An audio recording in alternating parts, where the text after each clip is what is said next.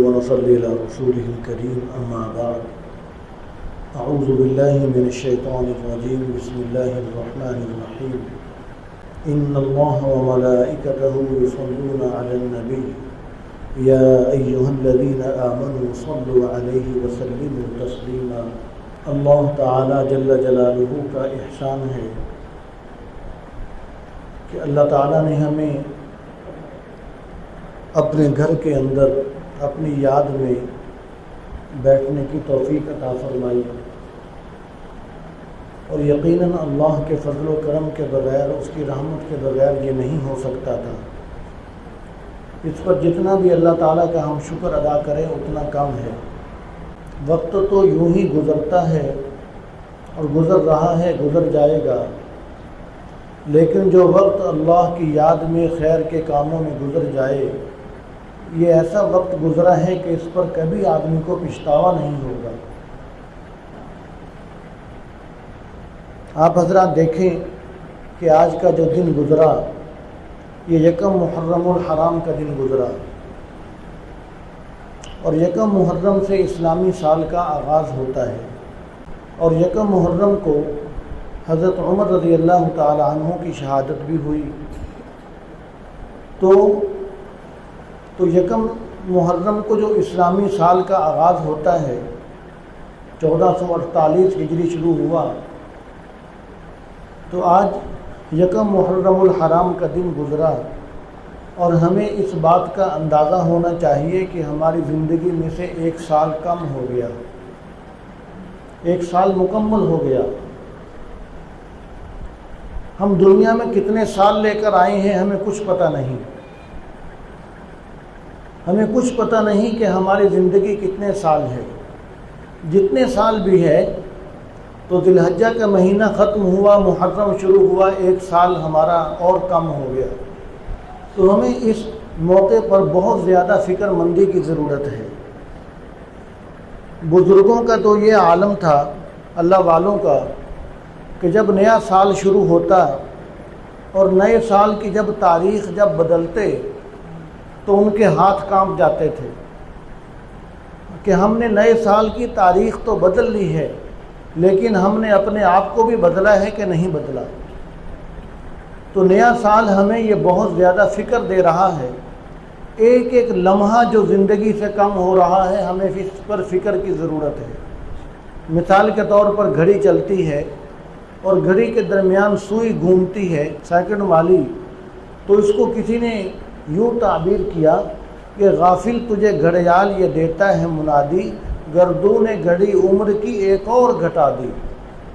کہ یہ جو سوئی کا چکر جو چل رہا ہے، جو پہیا چل رہا ہے سوئی کا، یہ ہر ایک ٹک ٹک یہ ہمیں یہ خبر دیتی ہے کہ تمہاری زندگی میں سے ایک لمحہ کم ہو گیا، ایک لمحہ کم ہو گیا، ایک لمحہ اور کم ہو گیا۔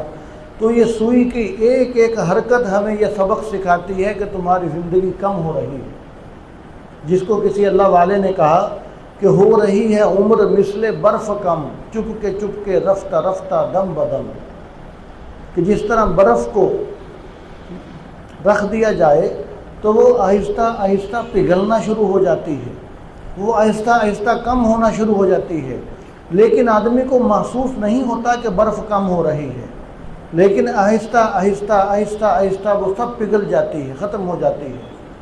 تو فرمایا کہ ہماری عمر بھی آہستہ آہستہ ایسے ہی پگھل رہی ہے، ختم ہو رہی ہے۔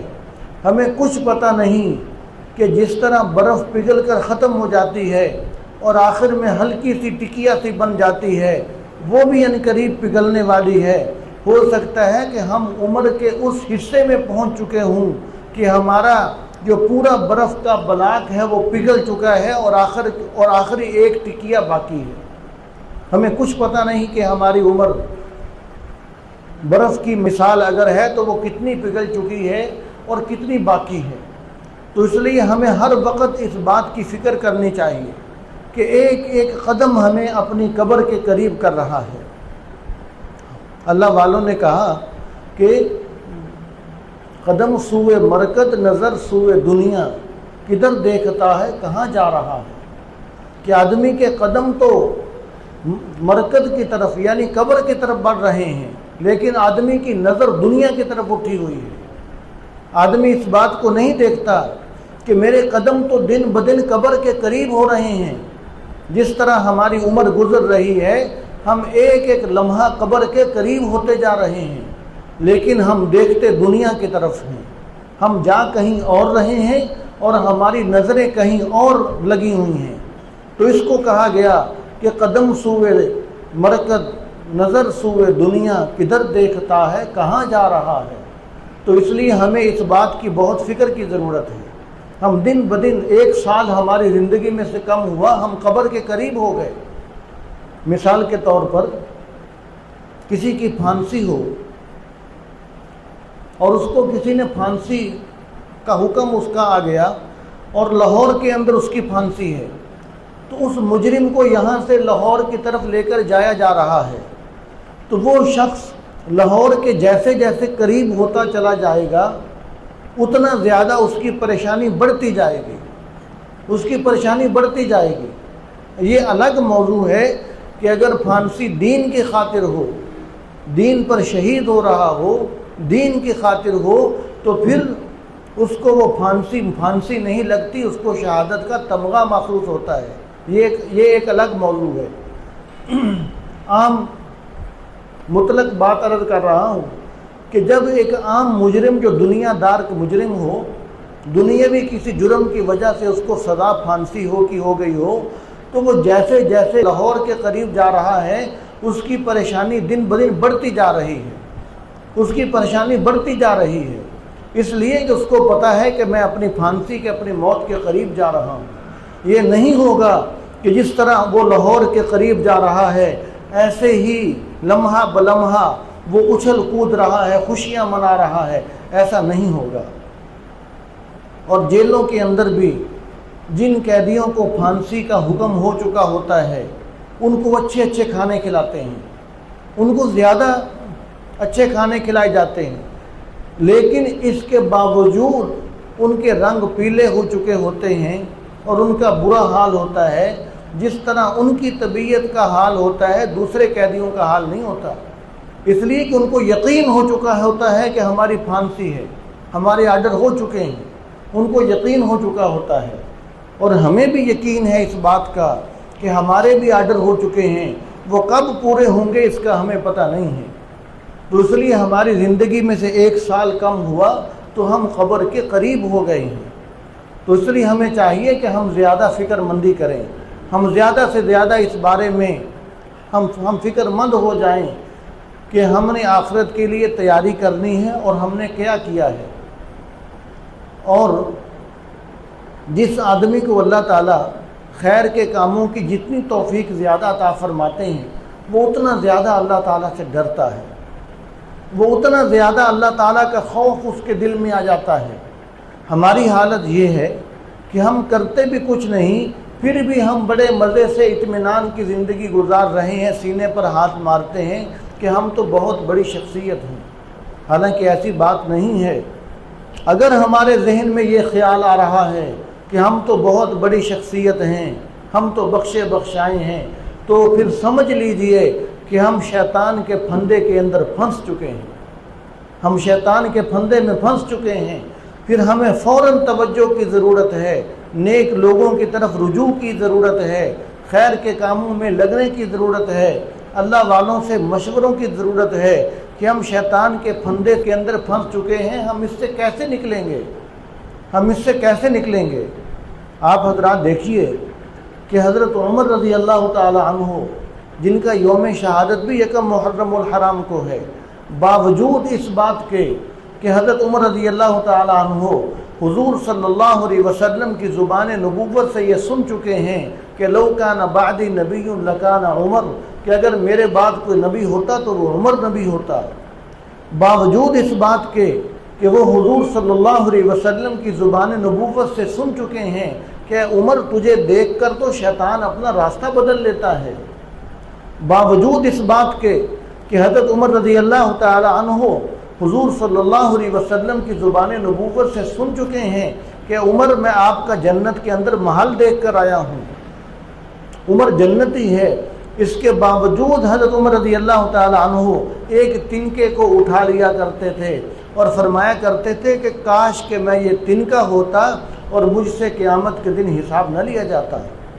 اس کے باوجود یعنی کہ اتنی بڑی شخصیت ہیں، جلیل القدر صحابی رسول صلی اللہ علیہ وسلم ہیں، اس کے باوجود ان کے دل کے اندر ڈر اس قدر زیادہ ہے۔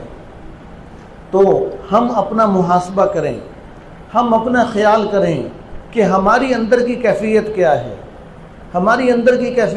ہے، تو ہمیں بہت زیادہ فکر مندی کی ضرورت ہے کہ ہم انتہا درجے کے فکر مند ہو جائیں کہ یہ دنیا ایک دن اچانک ہم نے چھوڑ کر چلے جانا ہے۔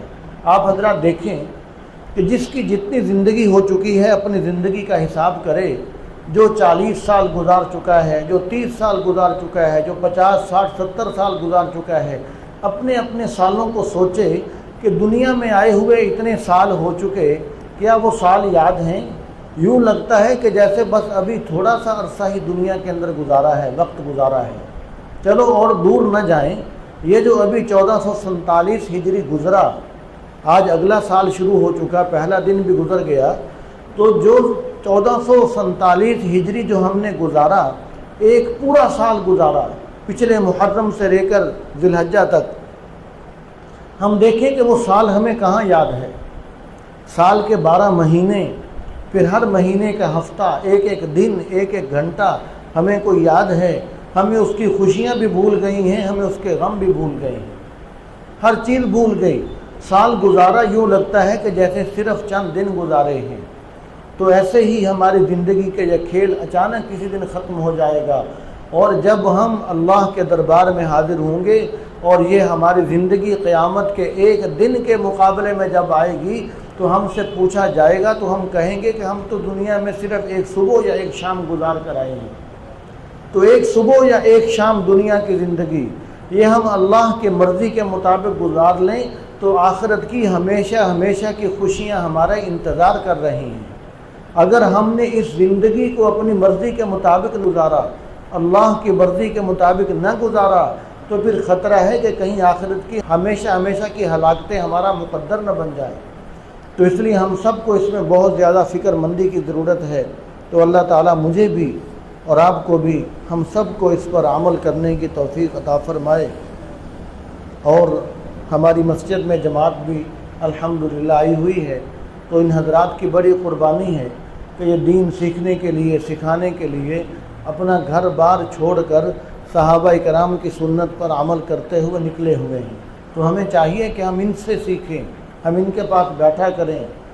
اور یہ کوئی ضروری نہیں ہے کہ جو بہت بڑا عالم دین ہوگا بس وہی دعوت دے سکتا ہے، ایسی بات نہیں ہے۔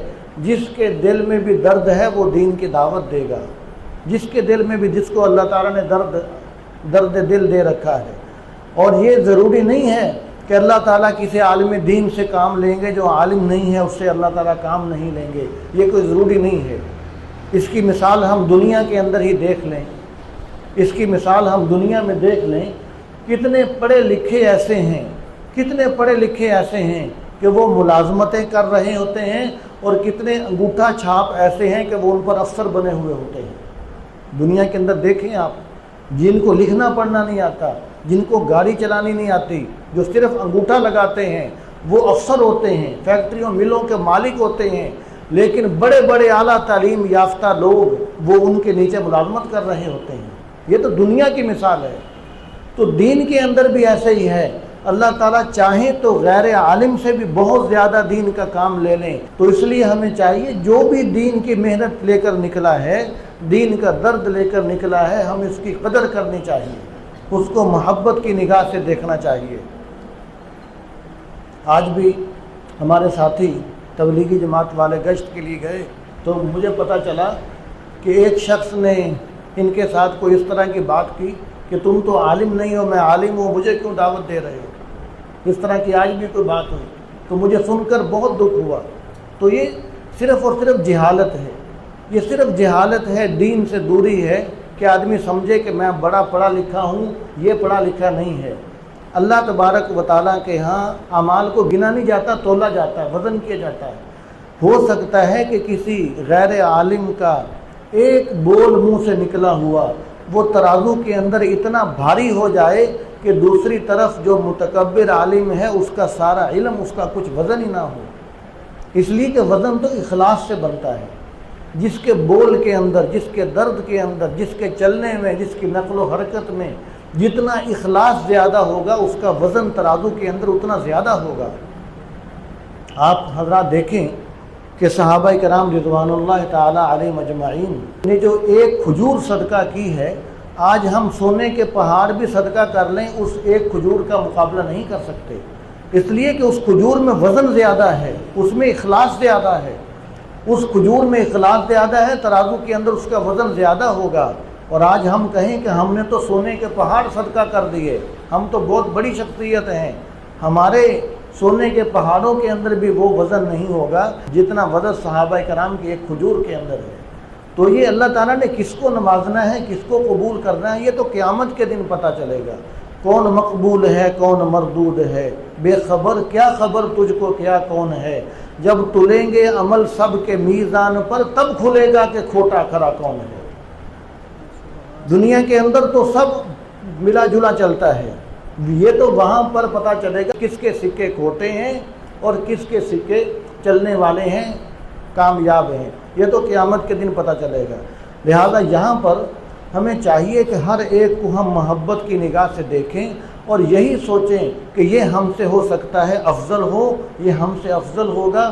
اگر اس کا کوئی ایک عمل قبول ہو گیا ہم سے افضل ہے، ہماری پوری زندگی قبول نہ ہوئی تو ہم کوئی افضل نہیں ہیں۔ تو اس لیے ہمیں ہر ایک کو، ہر دین کے کام کرنے والے کو محبت کی نگاہ سے دیکھنا چاہیے، پیار کرنا چاہیے۔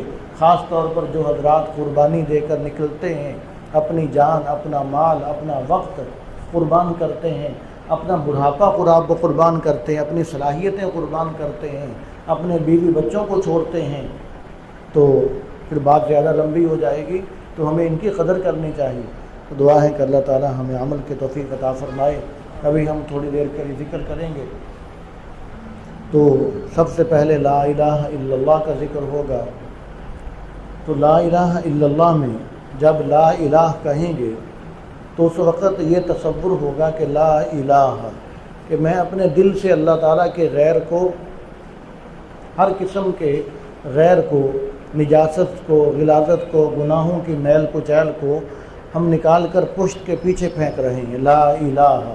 اور جب الا اللہ کہیں گے تو اللہ تعالیٰ کی محبت اپنے دل میں گویا کہ ہم داخل کر رہے ہیں۔ تو اس بات کی ہم مشق کرتے ہوئے ذکر کریں گے، اور پھر لفظ الا اللہ کا ذکر ہوگا، اس کے اندر بھی یہی خیال کریں گے۔ پھر لفظ اللہ واللہ کا ذکر ہوگا، لفظ اللہ تعالیٰ کے پاک نام کی ضرب دل پر لگائیں گے، اس وقت بھی اسی بات کا ہم تصور کریں گے کہ اللہ تعالیٰ کے پاک نام کی محبت گویا کہ ہم اپنے دل میں داخل کر رہے ہیں۔ اور اللہ تعالیٰ کا نام ایسا ہے کہ جب حق آتا ہے تو باطل بھاگ جاتا ہے۔ اللہ کے پاک نام کی برکت سے شیطان بھاگے گا، اس کے اثرات نکلیں گے، اللہ تعالیٰ کے نام کی نورانیت حاصل ہوگی۔ پھر اللہ تعالیٰ کو دعائیہ انداز میں پکاریں گے کہ جس طرح کوئی دعا مانگنے والا اللہ کو پکارتا ہے، اور پھر تھوڑی دیر کے لیے موت کو یاد کریں گے، پھر انشاءاللہ دعا ہوگی۔